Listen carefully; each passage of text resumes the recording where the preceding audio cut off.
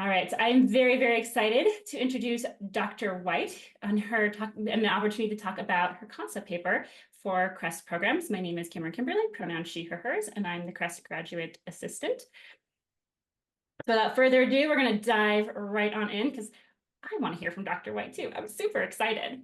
So first question is, what was the inspiration for writing your concept paper? Would love to hear more about that. Absolutely. And this is probably the easiest question you'll ask me throughout this interview, right? And so I'm one of those people that look at my life and the communities around me and really get inspired to do the work that I do, right? And so all of my work in regards to service, community service, research, and teaching is really based on my experiences growing up in my own community back home, which was a pretty urban environment, and my own schooling experiences being in a predominantly Black community in a predominantly Black schools, um, and still getting this type of Western education and indoctrination that didn't really support healthy educational development, but also healthy identity development as well.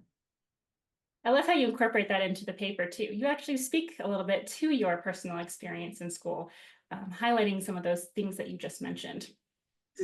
Yeah, absolutely. Like even especially when I'm thinking about the disciplinary practices at the schools, or even how, even though we're in a predominantly Black community and predominantly Black classrooms, in my English classes, I don't think we read one book, or maybe we read one book by an author of color, right? And so sticking to this curriculum that is just blanketed across the public school system, even though it's not reflecting the people in the community, was something that really stuck out to me. And that actually was a perfect segue into the next question, because you wrote your paper to teachers and school counselors, right? So the teachers who are directly interacting with the youth, and so are the school counselors who are there to support both the youth and potentially the teachers, as we might get to later. So what was your process for deciding who to tailor your paper to? Yeah, absolutely. And so I think about who has the most contact with our kids, right? And I think for years, studies have come out saying that kids spend more of their time at school than with their families, right?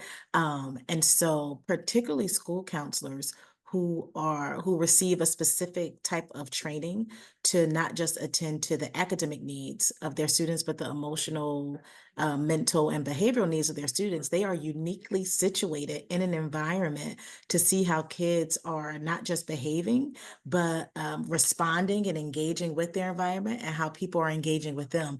And so they have this combination of knowledge and skills that can really help them have impact in that environment, particularly because, when any type of workspace you work in, you start to develop relationships with your colleagues. And unfortunately, kids aren't always going to be listened to in the school setting, but a school counselor may be able to speak to their colleague who's the teacher, or to the principal, or to the administrator, right? Because they are an adult, they are an educated adult, so they are seen as having a certain level of competence. Um, and so they'll be heard in different ways. And so I really wanted to tailor this paper to the people who have the most contact with our kids, and who probably have the type of training where they can really shift the space that our kids are being educated within. I love that. And I'm going to kind of sneak in a quick question, additional question there, because you mentioned something that was really interesting, right? That people tend not to listen to youth's voices. That seems a little problematic as well. Would you mind speaking a little bit to that as well? Yeah, I'd say it's a lot of problematic, right? And so we have to listen to our kids. We have to listen to our youth.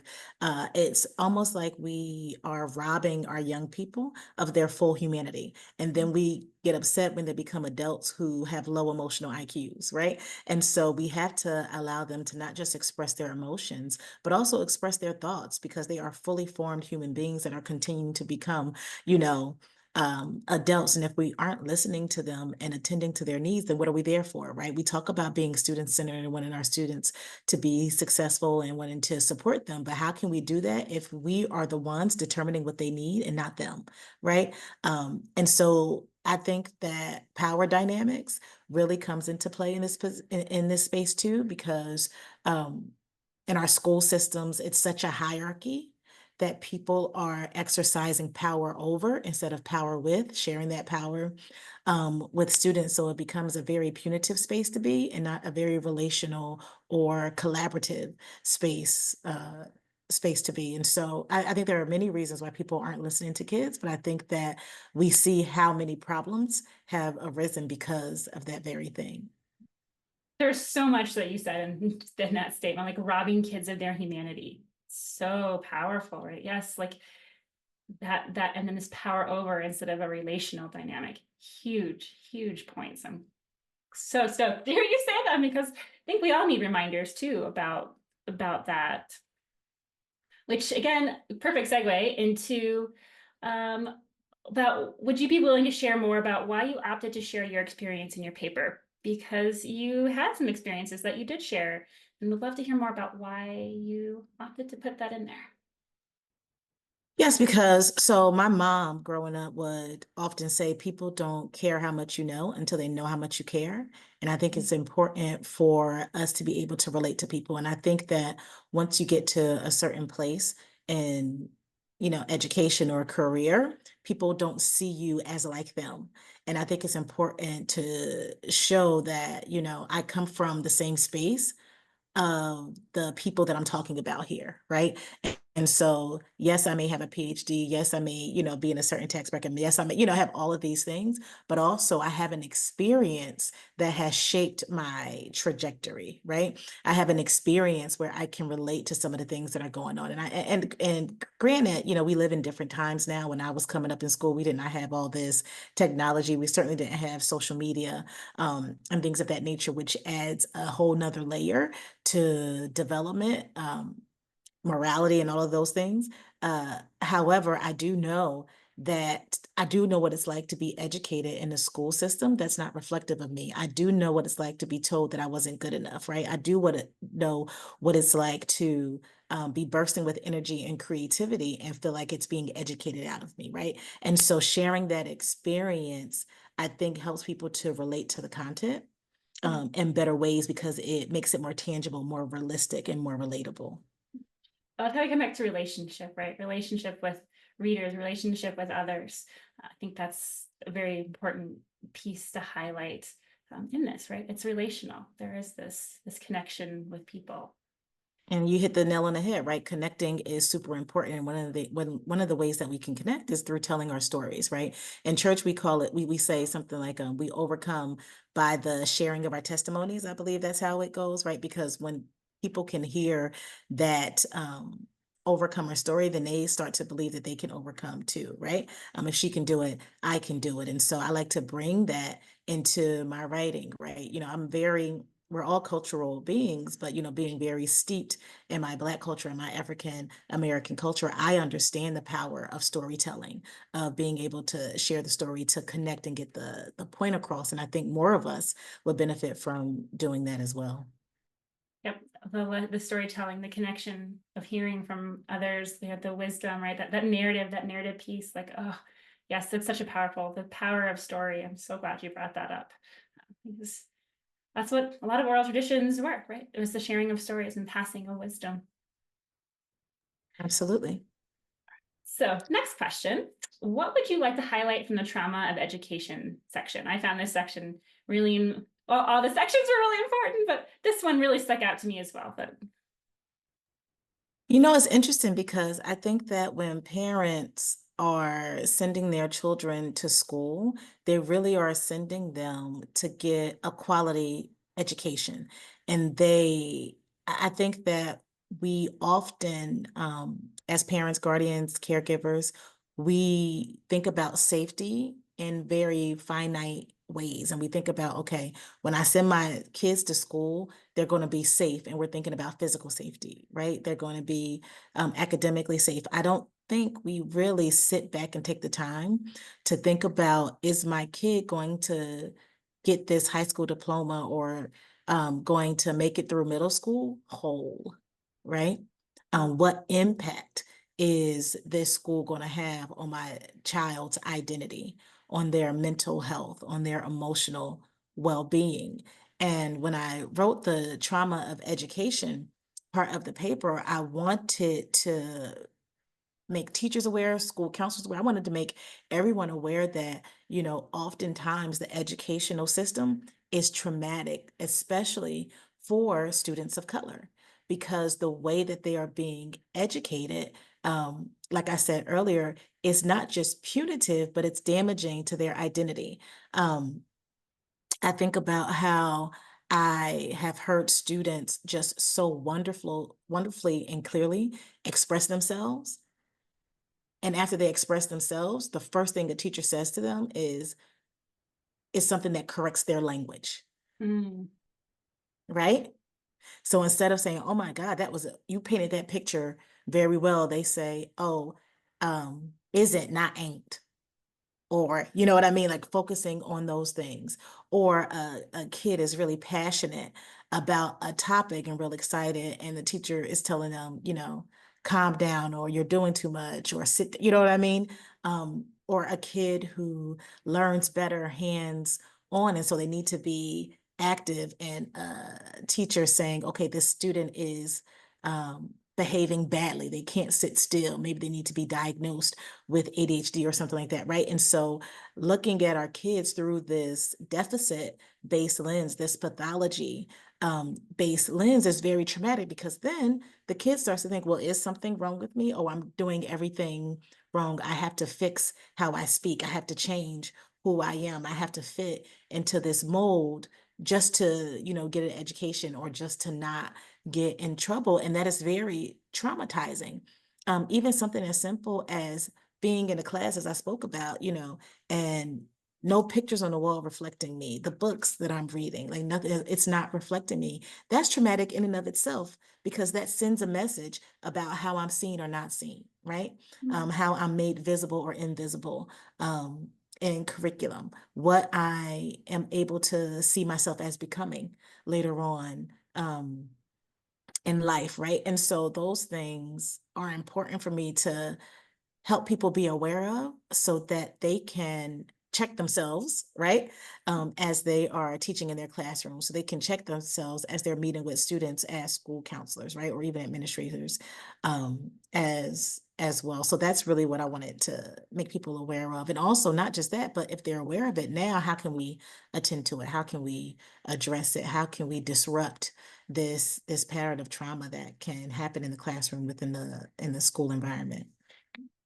All right, I'm going to sneak in another impromptu question, because what you were saying also made me think about the history of public education in the United States and how it evolved, and started off as primarily for people who identified as white, and how people of color were excluded, and how much people fought for. So how do you think that might also impact the trauma that kids are experiencing in the school system?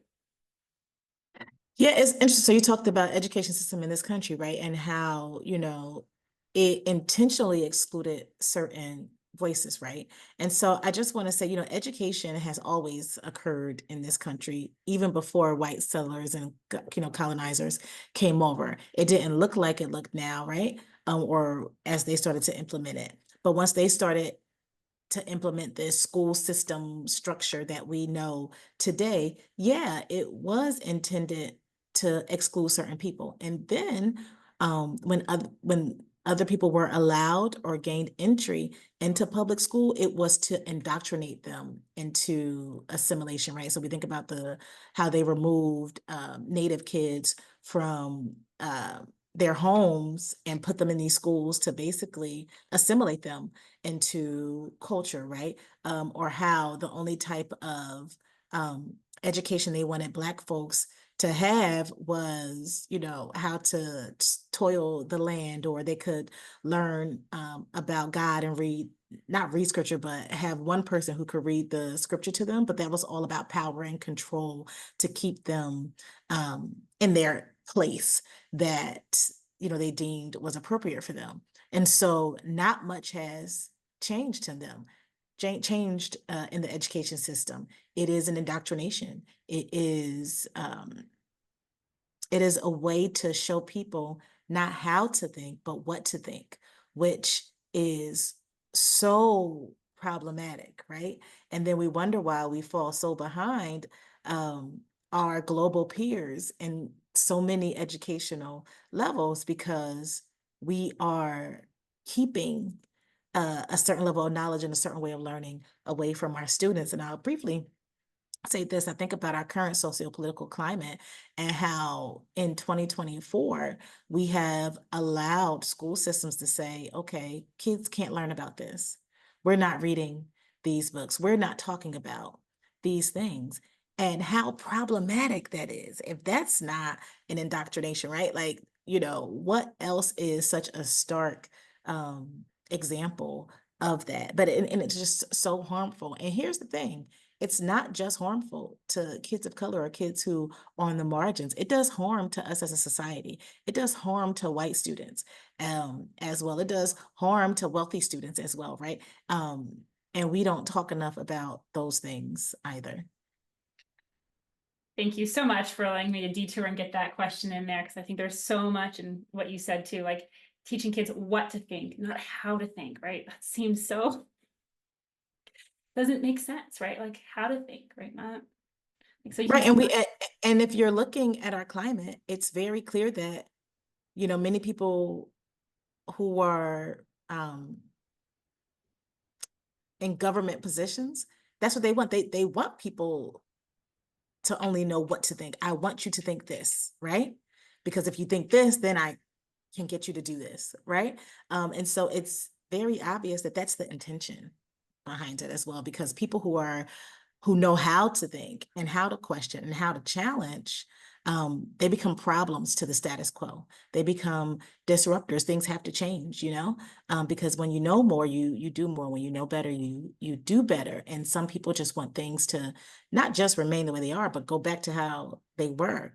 And so I digress.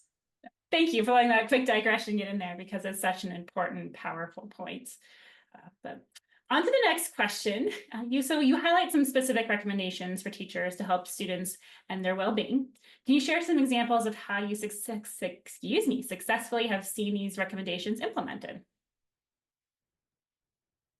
Yeah, absolutely. And so, a couple of things. I think what's most important in education is not teaching people about the other, but teaching people about themselves, or helping people to come to learn more of themselves. And one of the greatest tools an educator can have is the tool of self-reflection, right? And so before you start your day, how are you feeling? What are you thinking? What is impacting how you're showing up in that space? And then at the end of the day, engaging in self-reflection in regards to how you did, right? I said I was going to write like a reflection book for teachers and have a question in there to ask them at the end of the day, who's your favorite student? Why? Who's your least favorite student? Why? Mm. And how are you engaging? Do you engage with these students differently, and in what ways? And then what does that mean? Right? Because the way that we see other people has less to do with them and more to do with us. Right? And our own stuff, and the stuff that we are marinated in as we're reared, and the things that we choose to take on, and the values we choose to hold, right? Like me thinking you're lazy has nothing to do with your behavior, and everything to do with how I've been conditioned to believe that you're lazy. Like, for example, I think about when how, during the slavery era and during the civil rights era, all these eras, how Black people were called lazy. And it's so interesting to me, because how can you call someone lazy who's working from sun up to sundown? So it had nothing to do with the people before them, and everything to do with themselves and how they chose to perceive the group of people. And that type of belief system is still present in teachers today, right? When Black boys come into their classroom, when Black girls come into their classrooms, right? They already see them through a certain lens. When white boys come into the classroom, when white girls come into the classroom, when Asian boys, right? There's already a predetermined bias that people in general, but teachers hold about students. And they tend to engage with students based off of those biases, not based off of the student, but based off of the biases that they have within themselves that they haven't reflected on and haven't really attended to how they may be impacting, how they're interacting disparately with their students. And so that's why, you have two students who may be exhibiting the same behavior, but because one student is packaged differently, they'll get a different response, not because of the students' issues, but because of the educators' perception and biases. And so that self-reflection really gives teachers an opportunity to acknowledge, address, and self-correct, right? That reflection is just so key and so important. And then also getting to know the students and the families, right? Like I said before, that whole, people don't care how much you know till they know how much you care. I hate when the only time parents hear from teachers is when their student or it was when their child did something bad or didn't do a homework assignment or had to be sent to the principal's office. It's like, can you call me on a good day? Can you call me for something good? Do you know what's going on with my child, right? I ran a group years ago, and I remember the young people telling me how one of their peers had been murdered. And when they went to school the next week, it wasn't even mentioned. And it was during testing, and they just were expected. So the seat was empty, and they were just expected to take the test, and it wasn't even mentioned. Like, what? What? Right?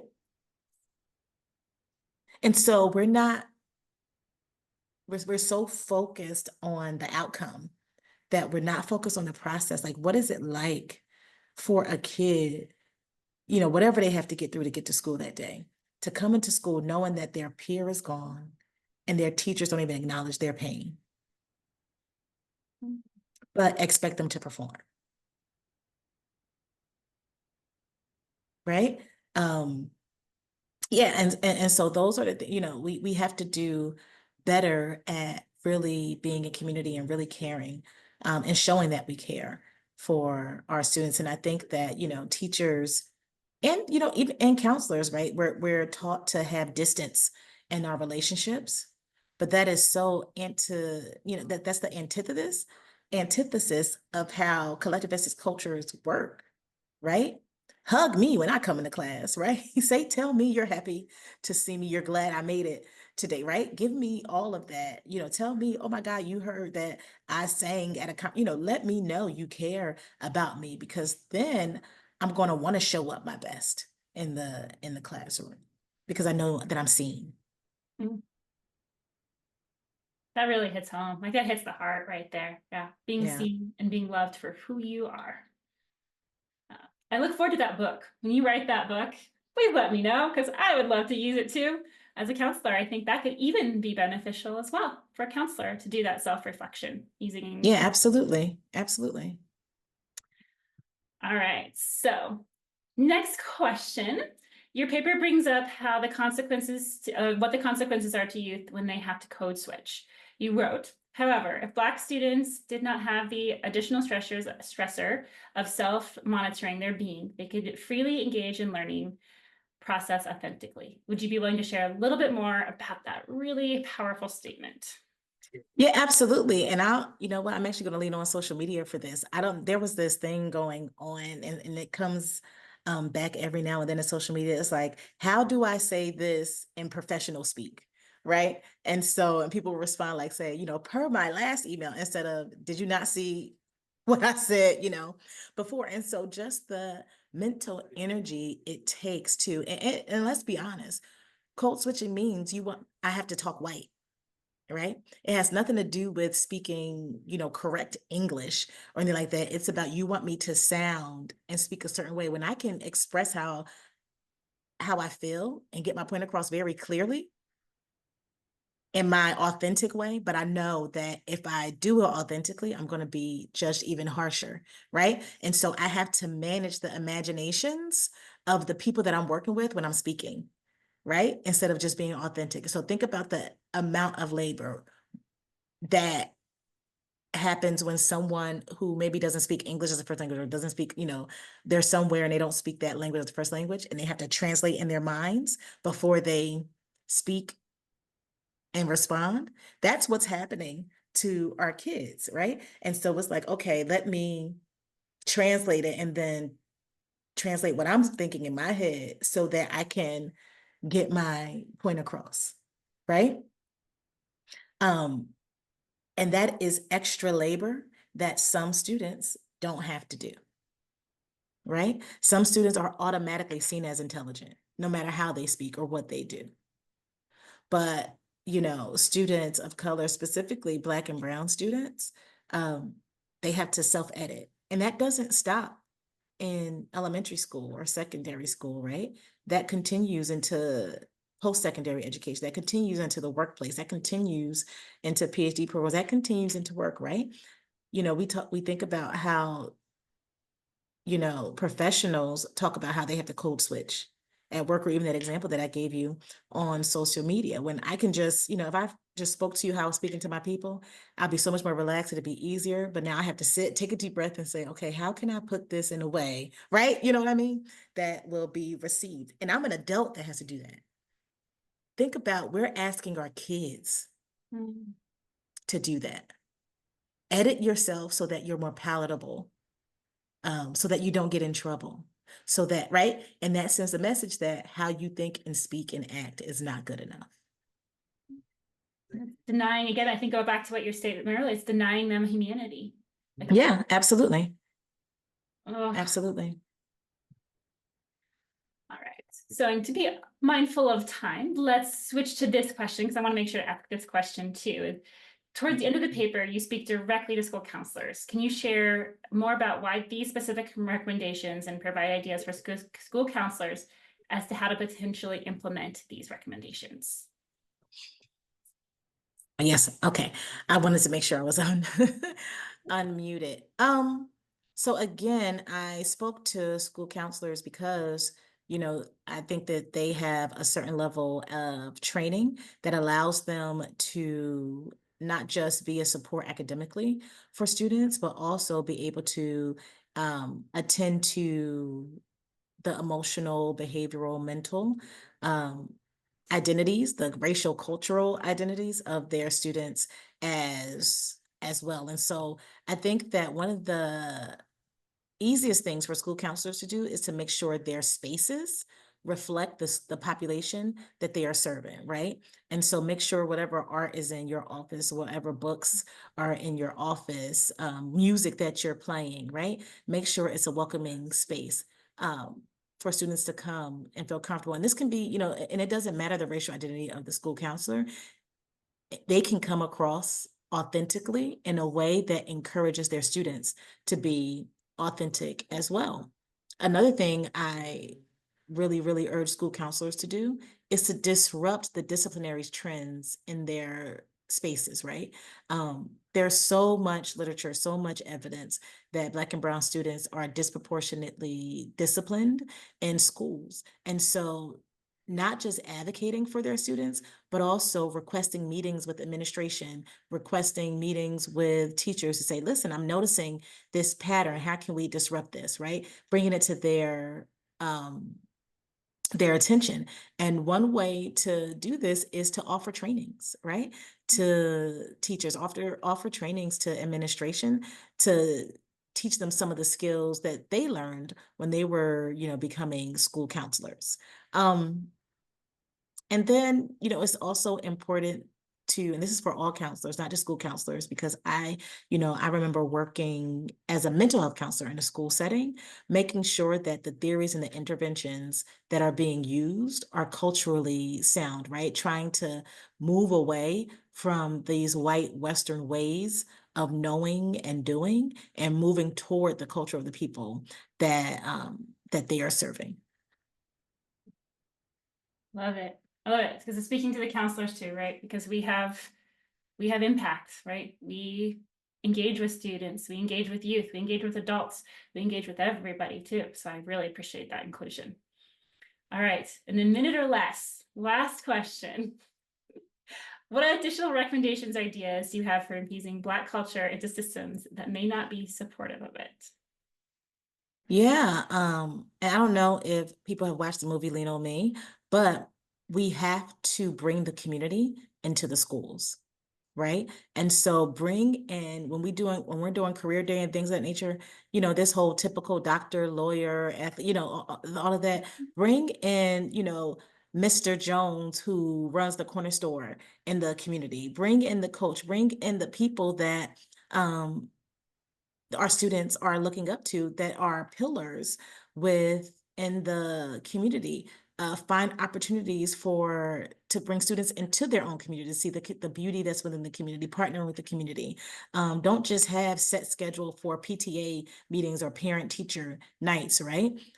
Reach out to the community saying, listen, are Saturday mornings good for people? Sundays, do we need to come to a church, after church and meet with parents? Like, really try to lean on the richness that already exists within the community that helps our students to not just survive, but thrive, right? And bring that into the school environment. So that would be the only other thing I would add. I love it so much.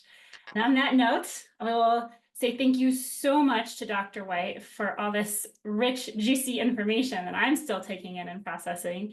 And I hope you all enjoyed this time with Dr. White. I know you'll enjoy the concept paper, and we will see you again. Thank you so much.